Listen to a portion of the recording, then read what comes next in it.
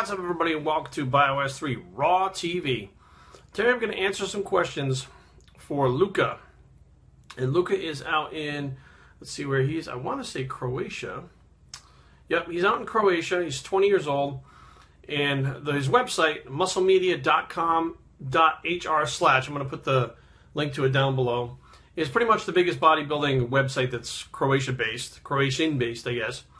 And he's kind of like the big kahuna out there. So he asked me if I would answer some questions, and he could put them up on the website, or maybe he's going to put this video up, or I'm not sure. He's going to have to translate it, I guess. But I thought they were good questions. So without further ado, these are for Luca's website. Question number 1. What was the hardest choice in bodybuilding that you had to make? Easily the hardest choice that I had to make was to decide to retire from competition. Now, most people say, or a lot of people say, well, you only retire if you were making money from it. Okay, but basically, when I decided to no longer compete anymore, that was probably the toughest pill I had to swallow.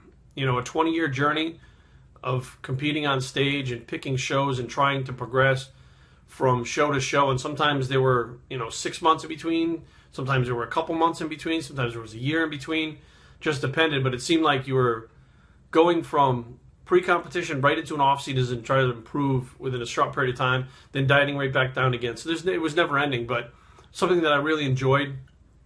And, I do miss it to a certain degree, but it was just time to walk away. So that was the hardest thing I ever had to do in bodybuilding. So they often ask competitors, question number 2, about what do they think their edge is. So in the same manner, what would your edge be compared to other bodybuilding channels? As far as Bios3, what my edge is I think that right from the jump, my honesty and willingness to talk about things that most people are embarrassed about, like drug addiction, losing relationships, stuff like that, about being an asshole when I was younger, stuff that people don't like to admit, although it's true, and pretty much everybody has done this. They don't like to admit it, and they're embarrassed. And the fact that I came out and started talking about things, actually, I had an individual who I've actually become pretty good friends with say that, he's the same age as me, and he was doing the same drugs back then, like anabolic steroid-wise. And when I started talking about it, he was like, whoa, this guy's been around a while, and he's actually speaking from truth, because I used to use that stuff.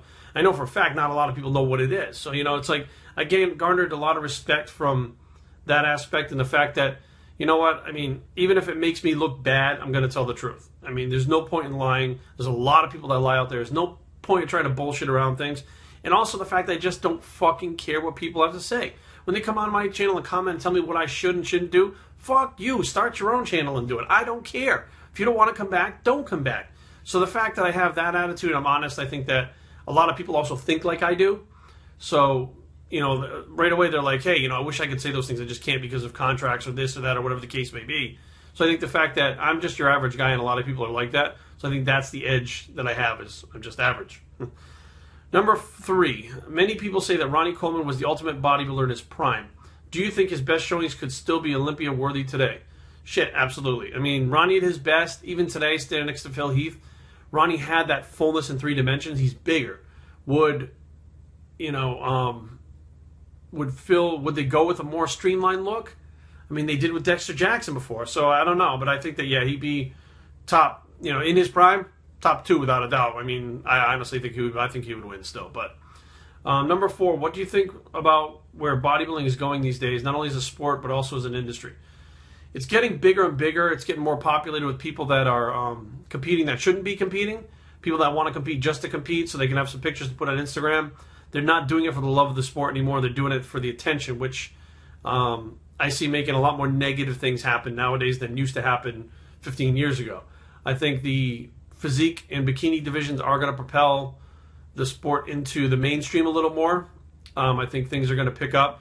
But I think bodybuilding competition as a whole is always going to be a cult thing. It's going to be something that people are like, wow, they're kind of interested in it, but it may not necessarily get involved in. The industry itself continues to grow, and as they come out with new products, you go to the Arnold now, and you don't just see supplements. You see stuff like the Rumble Roller that wasn't around 5, 6, 7 years ago. Electric stim pads you can have at home for like chiropractors and the physical therapists use. Just health in general seems to be getting a bigger push because of the fact that insurance is so expensive in America. That's why we see it here a lot. I think a lot more people want to take care of themselves, so they don't have to wind up spending all that money uninsurance than paying out of their pocket for the deductible. So, I mean, I think that it's going to continue to grow. 5, you started working with Rich Piana, 5% Nutrition, and he's undoubtedly one of the big names in our sport. In my opinion, what made him so influential in bodybuilding? Same thing as me. He just speaks his mind, and a lot of people are thinking the same things, but people are scared to say them. I'm not sure why. Maybe they fear the consequences of placing lower at a bodybuilding show, or maybe they feel like they'll be casted out as a misfit or whatever. But it seems like all it takes is for one person to stand up and speak their mind, and people rally around that because they feel the same way and they want someone to lead. And I think that that's pretty much why he's been so successful. He's a leader. You know what I mean? He came up with the 5%ers, which is a great concept. He came up with the All Day You May clothing line, which was a little bit takeoff. It wasn't like GASP. It wasn't like, stringer tank tops. It was something a little different. So I think he's, an individual. He's got a lot to say. He's a likable guy. He's got a good look. I think overall is, he just has a kind of star power that people gravitate towards. And he, has some good points too. Number 6, conditioning and posing are the two segments of bodybuilding that have changed a lot through history. What was the change? Was it a change in the right direction? Fuck no. No, absolutely. Conditioning is worse. Posing is worse. People just don't want to take the time because those two things are hard. It's hard to learn how to pose correctly. It's hard to diet correctly and diet hard and get lean enough. The things that are harder to do, people don't want to do. Therefore, the physiques in posing suffers. It's not the right direction. Should go back the opposite way, in my opinion. 7, you are bodybuilding for quite a while and you've done some shows pretty well. What was your best shape ever and what was the approach behind it? Last year was my best shape ever. 2013, my final year. I walked into the Delaware as ripped as I could possibly get. I mean, I had finally glutes top to bottom. I mean, everything was lean. The skin of my body was like as thin as the skin of my back of my hand everywhere. My approach to that was I've been full, I've been big, I put together some pretty complete packages, but I had never been shredded in 20 years. And I said, okay, that's the new challenge. If I leave this sport doing only one more thing, I need to get shredded. Say I've done all the different things. I've benched 500 pounds. I've bent over 270 pounds. I've had great symmetry in shows. I've been hard enough, but not super shredded, full, flat. I've done everything but be shredded.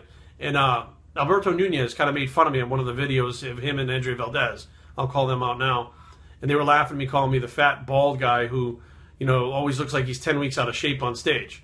And I said, okay, motherfuckers, that's okay. I'm going to take that picture of Alberto, and I'm going to say I'm going to get as close to that as I possibly can, but be 20, 30 pounds heavier than that. And that's exactly what I did. I used that as a kind of a motivating point, because the guy's so shredded when he's in competition that it's like, no matter what I do, I just got to get like that. So when I'm looking in the mirror, I don't even care because I want to look like that picture. And it worked because I was super shredded. I got pictures up all over my Instagram and Facebook. People spot on the judges were like, fuck, you lost because you should have been bigger as a light heavyweight. So I was 185 pounds. I was still under the top of the class. But conditioning, bar none, I mean, there was nobody else in the show, whole fucking show, that was that shredded. So that was my best, I think, to date. 8. If you would have to pick for your favorite and least favorite bodybuilder, judging purely on physique, who would it be? My favorite bodybuilder. Physique-wise, my favorite, Jay Cutler. Absolutely, hands down. Without a doubt, I think that his width, his size, the symmetry, everything he had was very like superhero-like, and that's what I think is pretty badass. As far as the worst one, I think honestly, Kevin, the hell's his name? The guy who won the 212 Olympia, Kevin English. Fucking horrible physique, absolutely terrible physique. I don't know how the fuck he won that shit, but I just think he's got a terrible physique. That's just my opinion, though. 9. If I sent pictures to our biggest, baldest bodybuilder and called... he sent me pictures. I can't pronounce his name. Peter Clanessier. What do I think about them? The guy's big, round, full. He looks great. I mean, he's going to do really well in whatever he's doing. He's got a good overall look. And the last question is always the same. The future of Jerry Ward, my channel, my career. Have I made some plans? Can you tell us what's next for me? The future. The future is to continue this YouTube channel. I have a clothing line that's out. I want the clothing line to continue. And with that, I want to leave a legacy. I want to leave something behind that, 50 years from now, people say, oh, yeah, I remember that. And I remember that because I heard it from, a YouTube channel. I remember this guy who used to train with this guy who had a YouTube channel. Something like that, when you die, people, they're going to forget you. I mean, plain and simple, they're going to forget you. If you didn't really put yourself out there to leave something behind, leave your footprint on the earth, I feel like, you know, you wasted an opportunity to do something great. You know, I have addiction problems. I've mentioned those plenty of times. People have learned from that. They've learned from my mistakes with my story times. They've learned from my diet stuff I put out there that nobody's talking about, that a lot of people don't even know about.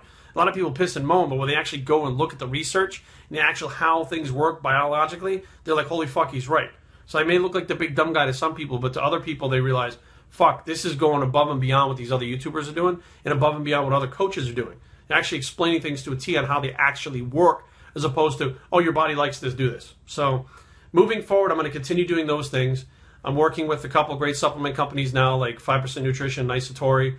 What else? I guess the fact that I would like to, at one point in my life, just sit back and say I did everything that I could to help the largest amount of people that I possibly could, and I couldn't have done any more. The idea is to push it as far as possible, and that also means going to some of the new expos, not new, but expos we haven't gone to. We do the Arnold, you know, we do the local shows, Kari and I. We do the Olympia now as of last year. You know, we're hoping to go down to maybe possibly figuring out the LA Fit Expo, some of the shows in Connecticut, which I can't remember the name of those, but the Connecticut, Texas, Florida, all those different shows, the Europas, that's what they are, excuse me.